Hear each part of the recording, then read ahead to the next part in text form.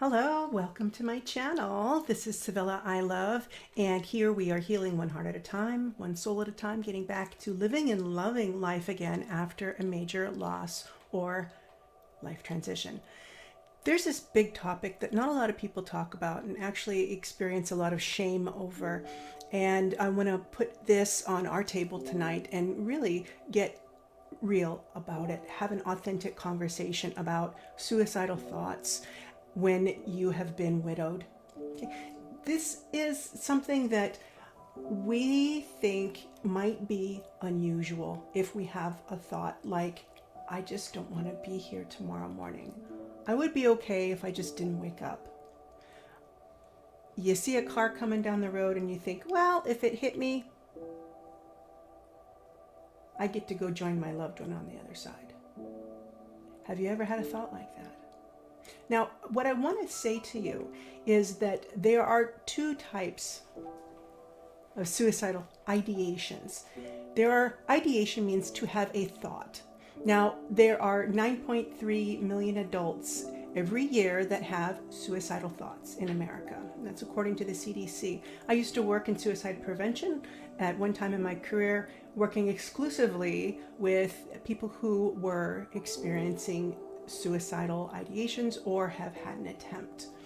And so I have a lot of background with this as a therapist with over 20 years of experience. Now, I also have more personal experience. If you've been following my channel, you know that I'm also a widow, and by the age of 42, I had an inordinate amount of loss in my own life. So having a suicidal thought is not foreign to even me. Now, a lot of people think, well, if you're a therapist, you must have this perfect life, and that's not true. We have a different amount of coping skills, and we have a different amount of knowledge and application of that. But everyone is human, and we are all subject to grief and depression. Now, there is a difference between grief and depression, and I'm going to talk about that too in a minute. But let's stay on topic with this suicidal thoughts, right? So if you are maybe you're early in your loss, or maybe you're a ways out from it, but these thoughts continue to haunt you, particularly around an anniversary or when something else bad goes in your life, and you just wish with all your heart and might that you were still with your beloved. And you think, well, if maybe I died, I'd get to be with them again. Now, I want to say something about that too.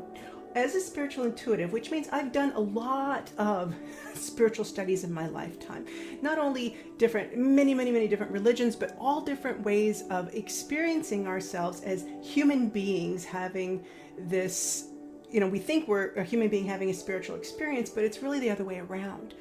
Spiritual beings having a human experience. Okay, so there's many different pieces to this. One is, if you're having a thought, that doesn't mean you're suicidal, okay? And so it's all right to talk about it with someone that you trust and someone that you love. If you feel very alone, and this is something that actually it can affect anyone, but it particularly affects a lot of men because they're not culturally taught to share their feelings and those types of things. And they're taught that just they have to be strong and head down and plow through, and you'll get through it and you'll be okay. And, just have another beer, bud, and we'll be all right. And sometimes that's not enough. When you've had the love of your life ripped out of your world like a Mack truck dragging it down the street, sometimes it feels like there's never going to be a way that you're going to get over this. There's never going to be a way that you can walk into this new life that you didn't frickin' ask for. And so that can lead to these feelings of hopelessness, that nothing will ever get any better. And if I can't have them back, I don't want to be here.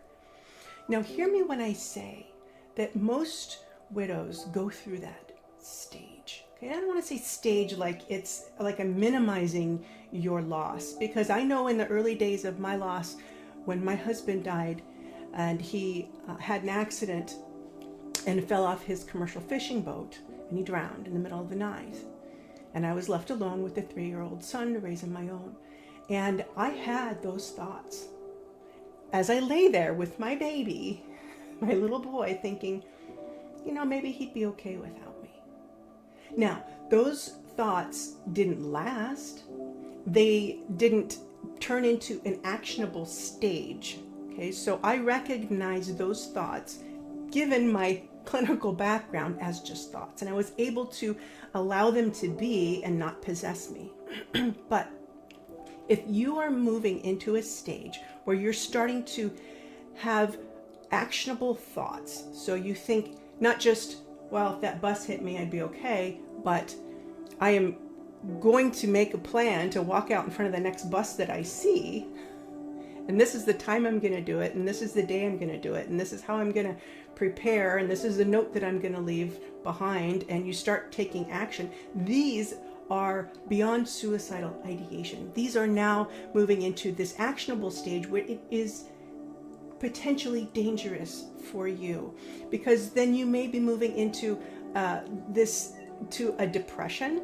And when you have a depression versus grief, then the chemical imbalance in your brain can really get off. Now, if you're combining any of that with drugs or alcohol, most suicides that are completed, at least here in my state of Alaska, there's like 75% of them are completed when the person is intoxicated with some substance, particularly alcohol. And what happens when you're drinking alcohol is that it boosts the endorphins in your brain, but then you come crashing down and can fall into an anxious state. Now, if you're experiencing the severe grief, if you may be coupled with depression, and then you put alcohol or other substances into it, and then you're having another crash, you are in a dangerous zone. Now, here in these videos, you will see links to resources that can help you. All right. So that's something that a video like this isn't going to be enough help for you. You need to have ongoing support. And there are people that are trained to specifically understand what the hell you're going through. And there's no judgment. And so what I really want to encourage you to do, particularly if you're somebody who's resistant to getting support, is that at the very least, connect with places that you can connect with other people who understand what you're going through. And I'm going to put a link here for one of my favorite places, just Soaring Spirits International. They are specialized in working and helping provide support for widowers, who have experienced this loss. They have groups where you can get together and talk with other people 24 hours a day. So if you are waking up at 3 a.m, there's somebody on the other side, that's either also up at 3 a.m. like you, that needs somebody to talk to. And you can express these thoughts and feelings, and people get it. Okay? They get it. Now, if you are in the actionable stage, I encourage you to call the suicide prevention hotline right away. Don't hesitate, and there's no judgment. Okay? But if you're not in that stage, you're just having the thoughts, recognize that this isn't unusual. It is a normal part of grief and loss. And that when you are laying there thinking, well, if I were with my loved one on the other side, if I died, I'd get to be with them again. Now, in my spiritual studies, this is something else I want to talk to you about.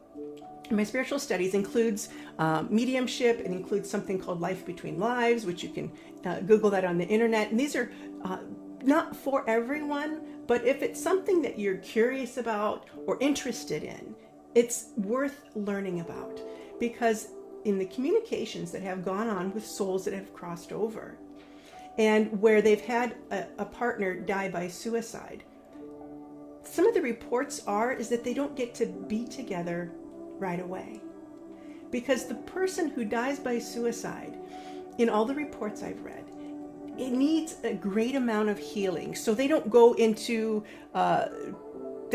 purgatory. They don't, they don't go to hell. But what happens is that their soul is treated with the utmost grace and love and protection, because they are so hurt. They need healing. So they're taken to a special place for healing, and they don't necessarily get to be with their loved one right away. So it's not a mean separation, or you did something evil and now you're separated, but that they need, just like if in this lifetime, if you were to have a suicide attempt, they would take you to a hospital and put put you in a place where you could be treated and taken care of until you were safe again. And it's much the same on the other side in all of the reports that I have read and learned about over the course of my lifetime in those spiritual studies. So it's not an answer, I guess, is what I'm trying to say to you, is that we feel sometimes that if I could just solve this problem of pain and loss, if I could just make it all go away, then that would be a way of dealing with it and things would be resolved. But that just like if you were to move yourself from here to the other side of the planet, you would take yourself with you. Wherever you go, there you are. And the same thing applies to your spiritual reality. The essence of you that cannot be destroyed, that lives and lasts forever and ever. You take your memories, your thoughts, and all of your experience with you. You don't get to take any of your stuff, but you go. Your consciousness goes. So if you die in a state of pain and suffering, then that goes with you. And then you need to go to a place and be healed. So it's not a fix. You don't walk away from your problems. You are still made to face them and heal them. But the thing is, on this earth plane, because we have these polarities, we have positive and negatives, we have all of those things that allow us to have a negative experience. So we can come back from the negative experience, back towards light, back towards our authentic selves, which is that divine self that we are, that which cannot be destroyed. So we have a choice to come back from it. And so when you're in a deep, dark place, you have this choice to start to crawl your way out of this hole that you may be in. And that there is hope. There is always hope. If you're alive, there's hope. If you're alive, there's hope. And only a person who has had an attempt or a near miss, who's had many years out, can actually be able to look back and go, my God, what I would have missed had I actually followed through with that plan. But this is the hindsight that's 2020. And when we're deep in the dark hole, it's almost impossible to see our way out. And this is why you need help and support. This is why getting connected with this suicide prevention hotline is a fantastic idea. Not a bad idea, a fantastic idea. And you should do it right now if you're actually moving towards that action stage, or if you have any kind of plan at all. Don't hesitate. Call that number. Because you've got a purpose in this life, even if it doesn't feel like you have one now that your spouse is gone. You wouldn't be here if you didn't. Okay? You would have gone together. You would have both gotten sick together. You would have both died in the plane crash together. You're still here for a reason. And the soul of your loved one on the other side knows this. And they're wrapping you in the greatest amount of love and encouraging you along to find your healing and to continue to live for them, if anything else, until you can find the will to live for yourself. There's so many ways that a good grief counselor can help you. Now, I specialize in grief and loss, obviously. I see private clients. But there's probably somebody near you that can help you, that you can sit with in this time of grief and loss. And it's not something to be ashamed of, because you're not alone. I've been there. 50 other people that I know of right offhand have been there.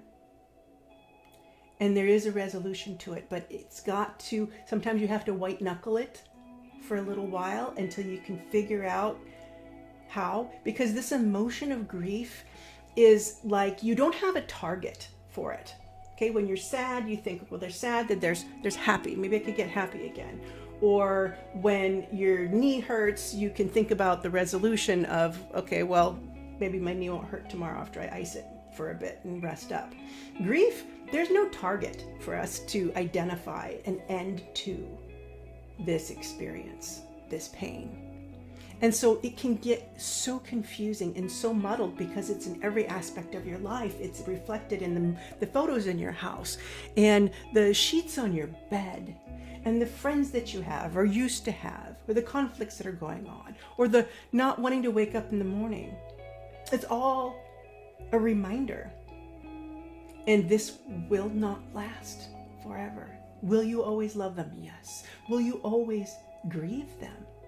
Yes, you will. Will it always hurt this goddamn bad? No. Not consistently, but at times it will revisit you. And you will get stronger. And you will find your purpose for continuing to live even if you cannot see it today. Because you are here, you have purpose. And your next job right now, your next step that you need to take if you're in that black hole is just one. And it may be that phone call. It may be a phone call to a friend. It may be getting up and moving your body to a new place in your house. Get out of your bed. Get off your couch. Go sit in your backyard. Take your walk. Is it going to make everything better? No. But what you're doing is you're starting to shift your energy. And when you take that shift, boom, now you're on a different circuit. Okay? You've got a different circuit and you've got a different pathway that you could potentially take. So by shifting your energy, you create a little bit of space to hopefully be able to take the next step after that. It's different for every person. But connecting with other people is going to bring some relief. I remember sitting up in the middle of the night and getting on a chat with, other widowers, and I met some fantastic people and that helped me along in my grief journey, that were going through the same thing I was going through, that maybe were a little further out, a little earlier, and it made all the difference in the world. And it helped me to deal with those thoughts of, I don't care if I wake up tomorrow morning. Because I had a little boy to raise. But maybe you don't have children. Maybe you're late in life and you feel like, you know what? I'm ready to go anytime. Well, maybe you are. And that's fine, because none of us know when we're going to go. But it's not your job to leave this earth. Not now. Your time's going to come. Your reunion will come. Right now, you have a job to do, and your job is to pull yourself out of this black hole. Your job is to find a new reason to live, because if your reason for living was your spouse who's no longer here,